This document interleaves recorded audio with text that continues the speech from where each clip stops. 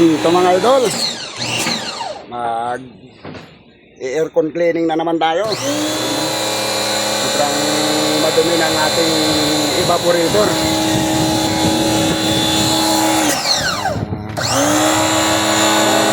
Evaporator cleaning. Ito, may bago tayong helper mga idol. Itong ating lilinisin mga idol, ating evaporator, kasi kumbaga full charge pa siya ng preyon pero mahina na ang lamig dahil madumi na siya. Pati sa ilalim. Titirahin natin yan ng pang cleaning natin.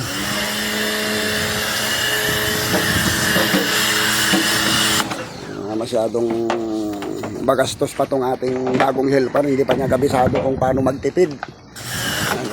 May natutulog doon, ma-isprehan sila.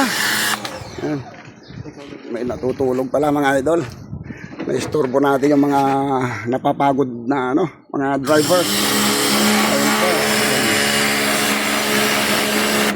Kahit hindi na natin baklasin mga idol tong evaporator kasi kitang-kita naman siya mga idol.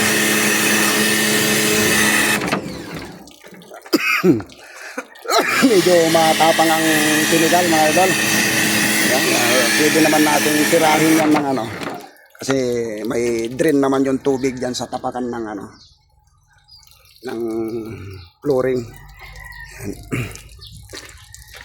Ito mga idol. Kaya pag nag-cleaning ako ng aircon, dinadamay ko ng harap.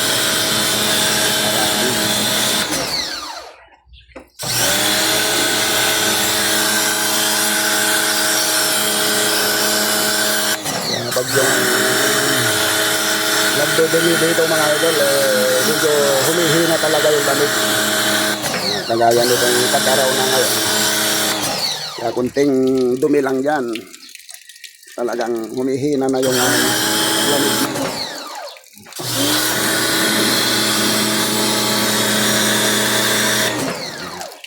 Kaya pati condenser natin mga idol, kagaya niyan, may mga dumi kasi pag nagsasalin ng engine oil, tumutulo.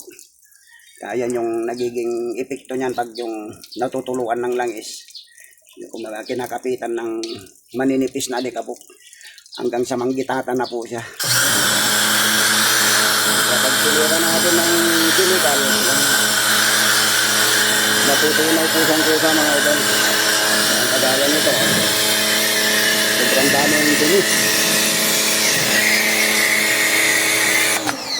Kasi yung driver nito mahilig maglagay ng ng langis sa silinyador niya, pero kahit anong gawin niyang lagay ng langis, hindi rin naman pumapasok sa loob yung langis sa silinyador.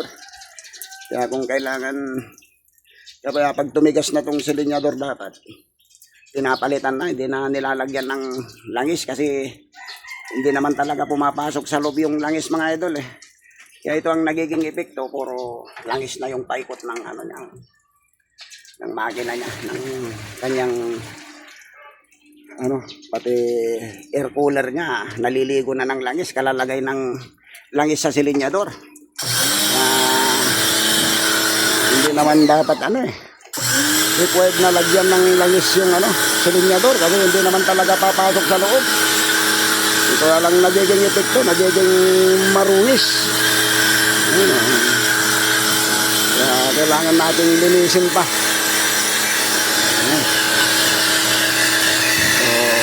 Hanggang dito lang muna mga idol, at malilinisin ko pa maigi.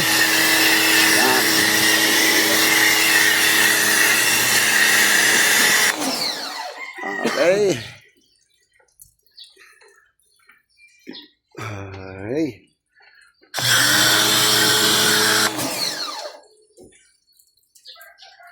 So ito na mga idol, ang kinalabasan. Yung kaninang puro langis, nagigitatan ng langis, ayan, kuminis na siya mga idol. Okay, tapos ang ating evaporator na akala mo kanina parang napalitadahan na ng putik Ayan, luminis na siya mga idol. So kanina yan, yung nanggigitata dahil sa langis. Yan, pumuti na rin siya mga idol. Yan, kaya dito sa loob naman, yan. Yan, malinis na siya mga idol.